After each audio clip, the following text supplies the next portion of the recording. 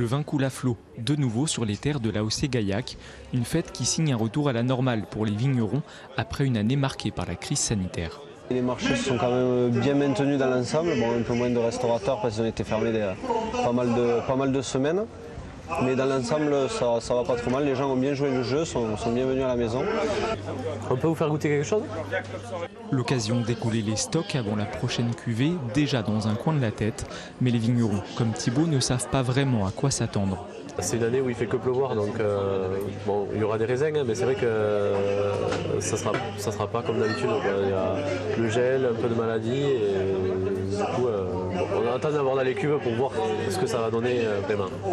À quelques kilomètres de là, Louis, vigneron lui aussi, ne peut pas le contredire. Là par exemple, nous on voit jamais ça au mois d'août. Quand on voit de l'eau comme ça dans la vigne, c'est plutôt en hiver. En avril dernier, ces 60 hectares de vignes avaient été touchés par le gel. Il avait perdu tous ses bourgeons.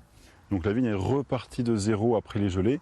Et là, on a ce qu'on appelle les contre-bourgeons. C'est des bourgeons en fait, qui poussent à défaut, on va dire, et vont avoir moins de grappes. Donc ça va faire moins de fruits qu'une année normale. Donc là, nous, on estime une perte de récolte au moins de 30 voire 40% à peu près. En revanche, ce qui est quand même assez positif, c'est que l'aspect sanitaire, on le voit ici, est quand même très bon. Cette baisse de production drastique ne concerne pas uniquement le Gaillacois. D'après le ministère de l'Agriculture, c'est toute la récolte française de raisins qui devrait chuter de 30% cette année.